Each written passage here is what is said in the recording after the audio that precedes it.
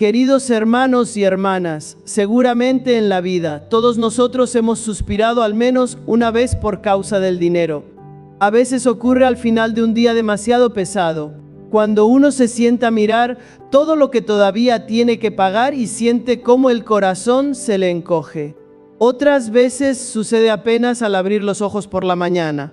Los pies aún no tocan el suelo y ya en la mente aparecen el alquiler, la escuela de los hijos, las medicinas, las deudas y tantas otras cosas esperando delante. Incluso puede pasar que por fuera sigamos normales, trabajando, sonriendo, hablando con los demás, mientras por dentro todo permanece tenso, como si hubiera un hilo estirado sin descanso, y si no alcanza, y si pasa algo inesperado. Y si un día me quedo sin nada en las manos, esa preocupación es profundamente humana. Un padre no puede dejar de pensar cuando ve crecer a sus hijos y sabe que todavía hay muchas cosas inciertas en su futuro. Una madre no puede vivir sin inquietarse cuando siente que el hogar descansa sobre demasiados pesos. Y también un hijo difícilmente puede permanecer tranquilo cuando sus padres envejecen o enferman y los recursos son limitados. Por eso, preocuparse por el dinero no siempre significa codicia. Muchas veces es simplemente la señal de un corazón responsable, de un corazón que intenta sostener la vida para que no se venga abajo, de un corazón que no quiere que los suyos sufran demasiada necesidad, pero precisamente allí, en ese lugar tan real, empieza a suceder algo más silencioso. Al principio solo queremos tener lo suficiente para vivir. Luego queremos un poco más para sentirnos más tranquilos. Después queremos aferrarnos más fuerte para sentir menos miedo. Y así, casi sin darnos cuenta, lo que empieza a darnos seguridad ya no es la confianza, ya no es la paz que viene de Dios, sino aquello que todavía conservamos en nuestras manos. El dinero empieza a ir más allá de su función original. Deja de ser solo un medio para vivir. Empieza a convertirse en aquello a lo que nos agarramos. Hay personas que no son ricas y, sin embargo, viven con el corazón estirado por el dinero todo el día. Calculan mucho no tanto por sabiduría, sino porque en lo más hondo siempre tiemblan. Les cuesta abrir la mano, les cuesta compartir, les cuesta descansar, porque detrás de todo hay un miedo callado. Si suelto esto, ya no estaré seguro. También hay personas que tienen más que antes, y aún así la paz no ha crecido junto con lo que ganaron. Cuanto más tienen, más temen perder. Cuanto más acumulan, más sienten que todavía no basta. Cuanto más buscan seguridad, más cansadas se vuelven. Y entonces el dinero ya no está solamente en la cartera o en la cuenta bancaria. Entra en el corazón, toca la sensación más profunda de seguridad que lleva dentro la persona. Es justamente ahí donde la palabra de Dios se levanta como una luz lúcida y al mismo tiempo llena de misericordia. En el Evangelio según San Lucas, Jesús dice: tengan cuidado y gárdense de toda avaricia, porque aunque uno tenga abundancia, su vida no depende de sus bienes. El Señor no dice esto para negar el valor del trabajo ni la necesidad del pan de cada día. Lo dice para despertar nuestro corazón de una ilusión muy profunda. La ilusión de pensar que si logramos asegurar más cosas, entonces también nuestra alma quedará en paz. Pero ya lo hemos visto tantas veces. Se puede tener más y seguir preocupado. Se puede conservar lo que se ha logrado y seguir viviendo con miedo. Se puede acumular mucho y aún así no descansar mejor. Porque lo que el corazón humano busca no es solamente dinero. Lo que busca es un lugar suficientemente firme donde apoyarse. Y si ese lugar no es Dios, entonces, aunque las manos estén llenas, el alma seguirá temblando. El dinero puede ayudar a resolver muchas cosas reales de la vida, pero no puede curar el miedo más profundo del corazón. Puede aliviar la necesidad material, pero no puede sustituir la experiencia de sentirse sostenido. Puede ofrecer medios, pero no puede convertirse en la roca donde el alma encuentra descanso. Tal vez por eso, el primer paso en este camino no consiste en acusarnos porque nos preocupamos demasiado por el dinero. El primer paso es detenernos lo suficiente para preguntarnos con sinceridad: ¿qué lugar ocupa el dinero dentro de mi corazón? ¿Estoy usando el dinero para vivir y para amar, o le estoy entregando en silencio el poder de decidir mi paz? ¿Soy yo quien gobierna el dinero o en realidad soy yo quien está siendo arrastrado por el miedo a la carencia, a la pérdida, a no tener suficiente? Y entonces empieza a abrirse una pregunta todavía más profunda. ¿Por qué el ser humano se apega tan fácilmente al dinero? ¿Por qué, aun sabiendo que no puede darle la paz verdadera, sigue apoyando en él su corazón? Seguramente porque detrás de la cuestión del dinero no hay solamente pan, cuentas y obligaciones, sino también miedos más antiguos, más hondos y más silenciosos que viven dentro del alma. Y es precisamente allí donde el Señor quiere llevarnos, no solo para corregir la manera en que ganamos o usamos el dinero, sino para sanar de raíz aquello que no deja descansar a nuestro corazón. Queridos hermanos y hermanas, si miramos un poco más hondo, veremos que muchas veces lo que hace que una persona se aferre al dinero no es simplemente la codicia. Debajo de la cuestión del dinero suele haber un miedo muy profundo, miedo a que falte, miedo a perder, miedo a ser despreciado, miedo a no poder sostener un día a los que uno ama, miedo a tener que pedir ayuda y no encontrar una mano que sostenga. Y por miedo la persona empieza a guardar, por miedo empieza a acumular. Por miedo permite que su alma gire en torno a lo que tiene o no tiene, a lo que gana o pierde, a lo que conserva o deja escapar. Hay personas que crecieron en la escasez. Su infancia quedó marcada por días en que en casa no alcanzaba, por la mirada preocupada de sus padres, por la sensación de desear algo pequeño y ni siquiera atreverse a pedirlo. Esos recuerdos no desaparecen al llegar a la adultez. Se quedan en el corazón como una voz silenciosa que repite: hay que guardar, hay que asegurarse, hay que prevenir, porque si no volverás a sufrir. Por eso, aunque hoy ya no vivan como antes, su interior todavía no sabe descansar. Les cuesta comprarse algo para sí mismas, les cuesta dar, les cuesta soltar, no porque sean malas, sino porque en lo más profundo sigue temblando aquel niño o aquella niña que un día tuvo miedo de no tener lo suficiente. También hay personas que no crecieron exactamente en la pobreza, pero sí fueron heridas a través del dinero. Fueron menospreciadas por no tener más, fueron comparadas. Sintieron que valían menos delante de otros simplemente porque no estaban a la misma altura económica. Y desde entonces el dinero dejó de ser solo un medio. Se convirtió en un abrigo para tapar complejos, en una forma de demostrar que también uno vale, en algo que protege de la vergüenza, del sentirse inferior, del miedo a ser visto como pequeño. Hay quienes trabajan hasta el agotamiento no solo porque quieren vivir mejor, sino porque en el fondo temen volver a experimentar el desprecio que un día los hirió. Y hay otros que se aferran al dinero porque necesitan sentir que controlan algo. Cuando la vida ha sido demasiado imprevisible, cuando ha habido demasiadas pérdidas, demasiadas rupturas, demasiadas cosas fuera de control, la persona se agarra con facilidad a aquello que puede contar, guardar y asegurar. El dinero les da la sensación de que, al menos, todavía hay algo firme en sus manos, de que, si todo cambia, todavía tendrán una defensa. Y así, poco a poco, el dinero deja de ser solo un recurso para la vida y se convierte en el candado con el que intentan encerrar su miedo. Por eso muchas personas creen que simplemente están siendo realistas, cuando en realidad están viviendo bajo el mando de la inquietud. Siempre tienen que prever una salida más, siempre tienen que guardar un poco más, siempre tienen que asegurarse mejor que los demás. Nunca sienten que basta, y lo curioso es que cuanto más viven así, menos paz tienen. Porque el miedo nunca sana por el hecho de acumular más, solo cambia de forma. Hoy teme una pequeña carencia, mañana teme una pérdida mayor, hoy se angustia por el presente, mañana por el futuro.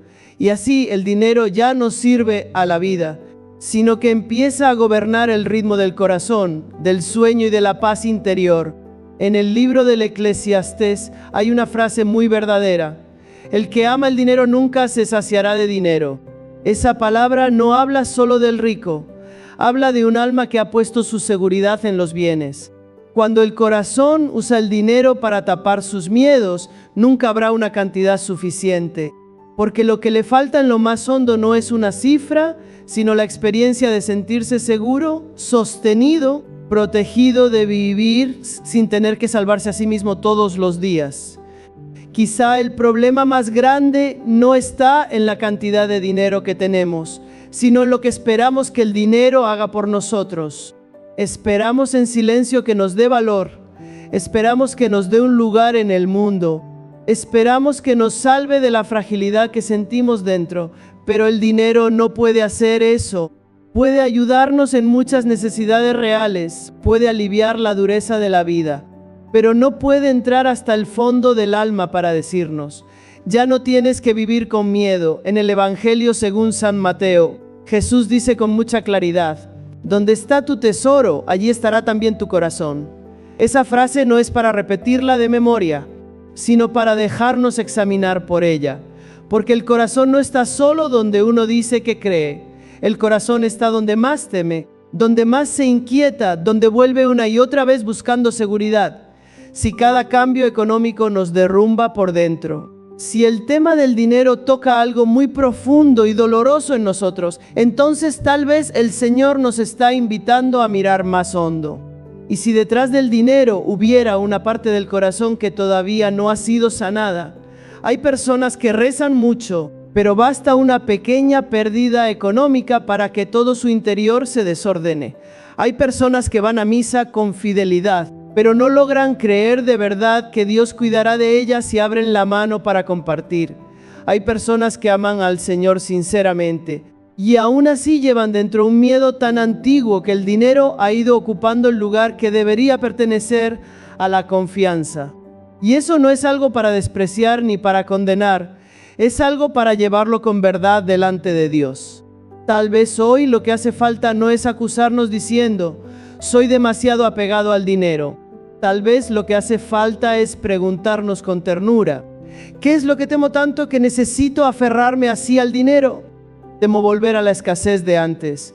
Temo no poder sostener a mi familia. Temo ser menospreciado. Temo sentir que no valgo si ya no tengo nada en las manos. Cuando uno logra nombrar el miedo, empieza a tocar la raíz. Y solo cuando se toca la raíz, la gracia puede entrar de verdad. Pero entonces se abre una pregunta aún mayor. Si ese miedo está tan metido dentro del corazón, si ha entrado en nuestra manera de trabajar, de guardar, de mirarnos a nosotros mismos, ¿cómo podrá el Señor sanarlo? Él no solo quiere decirnos que no nos apeguemos al dinero, quiere llevarnos hacia un apoyo distinto, más firme, más profundo, más verdadero. Y es precisamente ahí donde la luz del Evangelio tiene que abrirse con mayor claridad para nosotros. Queridos hermanos y hermanas, hay algo muy extraño en el corazón humano. Cuanto más inquieto se siente por el dinero, más piensa que solo podrá sobrevivir si lo retiene con más fuerza. Calculamos más, nos preocupamos más. Acumulamos más y sin embargo la paz no crece al mismo ritmo que aquello que logramos conservar. Por fuera, todos dirían que solo estamos siendo responsables, pero por dentro, el corazón le está pidiendo silenciosamente al dinero algo que nunca podrá darle: seguridad, descanso, una protección capaz de sostenerlo frente a lo más frágil de la vida. Es justamente allí donde Jesús entra. Él no reprocha al ser humano por preocuparse por el pan de cada día. Tampoco desprecia las cargas muy reales de la existencia. Lo que quiere salvar es un corazón que ha empezado a arrodillarse delante del dinero sin darse cuenta. En el Evangelio según San Lucas, alguien le pide que intervenga en un asunto de herencia. Jesús no se detiene primero en el reparto exterior. Basta la enfermedad más profunda, gárdense de toda codicia, porque aunque uno tenga abundancia, la vida del hombre no depende de sus bienes. El Señor no habla del dinero como si fuera solo una cosa que se lleva en la mano. Habla de algo que puede pasar dentro del alma. El ser humano termina dándole al dinero el lugar de un salvador. La parábola del hombre rico que tuvo una gran cosecha lo deja muy claro. Aquel hombre no estaba robando ni oprimiendo a nadie. Solo pensaba en derribar sus graneros, construir otros más grandes, llenarlos y después decirse a sí mismo que ya podía descansar, comer, beber y disfrutar. Su necedad no estaba en la cantidad de grano que había almacenado, sino en creer que, si sus graneros estaban llenos, también su alma quedaría segura. Pensó que el futuro de su vida podía sostenerse con lo que había acumulado. Pensó que su existencia quedaba garantizada por aquello que poseía. Por eso Jesús lo llama insensato. No por ser rico, sino por confundir los bienes con la vida. Insensato porque olvidó que las manos pueden aferrarse a muchas cosas y, sin embargo, la vida sigue siendo frágil delante de Dios. Insensato porque un granero puede estar lleno y el corazón seguir vacío. Insensato porque creyó que había asegurado el mañana cuando ni siquiera su propio aliento le pertenecía. Y eso no es solo la historia de un hombre del Evangelio. Es también el espejo del corazón humano en todos los tiempos. No lo decimos en voz alta, pero muchas veces vivimos así. Pensamos en silencio que si tenemos un poco más, estaremos menos asustados, que si lo guardamos mejor, estaremos menos inquietos, que si acumulamos más, necesitaremos confiar menos. Y entonces el dinero deja de ser un simple instrumento y empieza a ocupar en el corazón el lugar de Dios. Por eso, en el Evangelio según San Mateo, Jesús dice con toda claridad: no pueden servir a Dios y al dinero. No dice que no se pueda tener dinero y seguir a Dios. Dice que no se puede tener dos señores. El dinero se convierte en amo cuando deja de estar solo en las manos y empieza a dar órdenes al alma.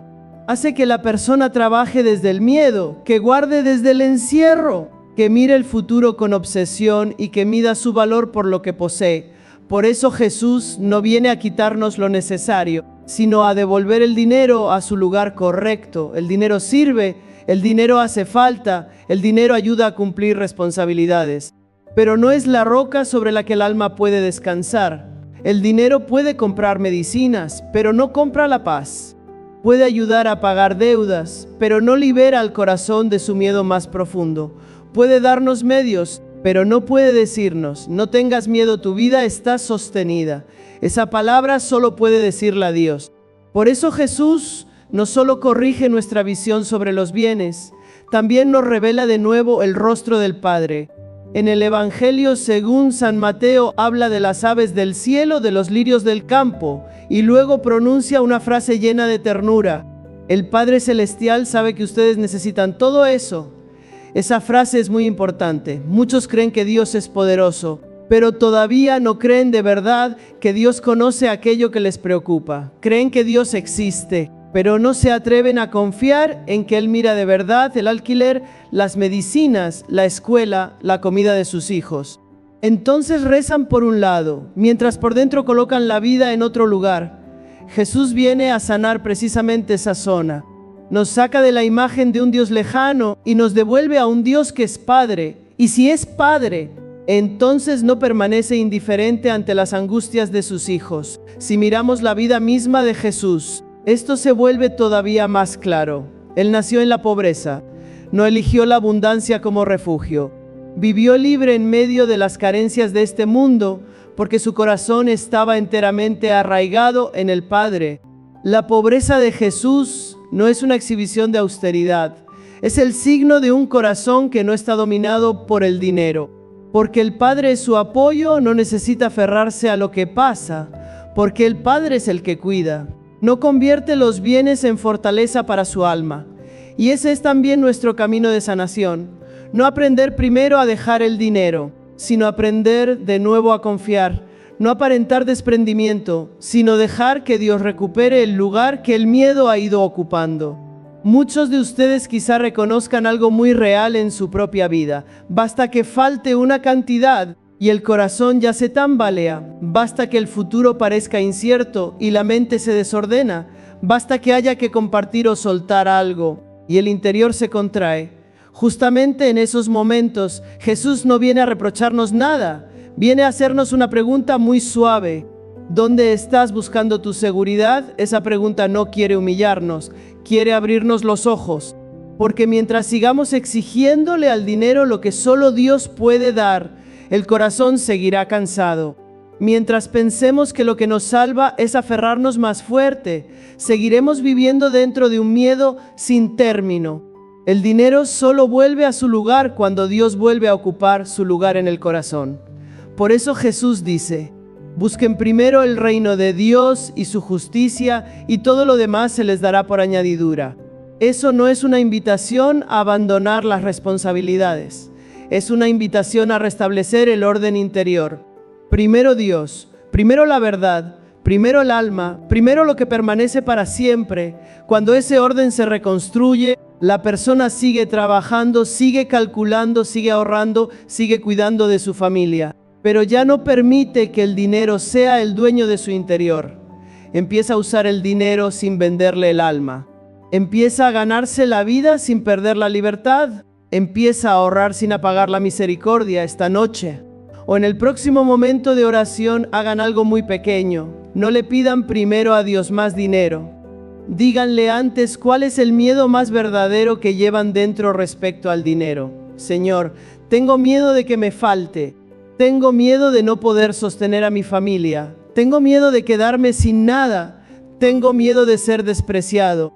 Pongan ese miedo delante del Señor y después quédense un momento en silencio para escucharle decir: el Padre sabe lo que necesitas. Muchas veces la libertad empieza aquí. No cuando la bolsa se llena de inmediato, sino cuando el corazón deja de temblar como antes porque ha encontrado un apoyo verdadero. Y entonces se abrirá un paso más. Cuando el dinero deje de ser el lugar donde uno se encierra para salvarse a sí mismo, ¿en qué se convertirá dentro de nuestras manos? ¿Será solo algo para guardar o podrá convertirse en instrumento de amor, de justicia y de caridad? Precisamente hacia allí quiere seguir conduciéndonos el Señor, queridos hermanos y hermanas. Cuando el dinero ocupa demasiado espacio del corazón, no solo nos inquieta, también empieza a deformar nuestra manera de vivir.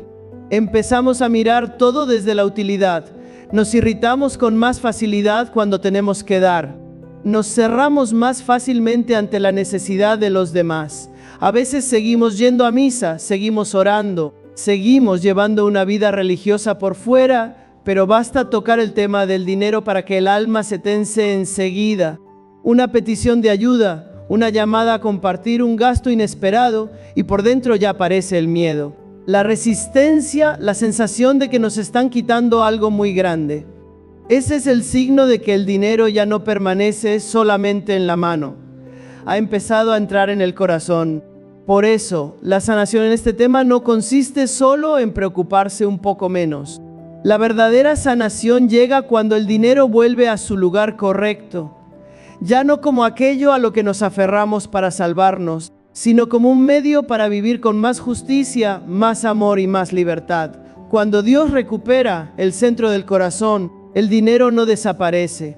Es purificado, ya no actúa como amo, sino como servidor. Ya no nos obliga a encerrarnos, sino que empieza a ser usado para construir vida, proteger la dignidad, aliviar cargas y llevar paz allí donde hay necesidad. Miremos a Zaqueo en el Evangelio según San Lucas. Él era un hombre cuya vida estaba muy unida al dinero. El dinero le había dado posición, poder y la sensación de estar por encima de otros. Pero cuando Jesús entró en su casa, lo primero que fue tocado no fue su bolsa, sino su corazón.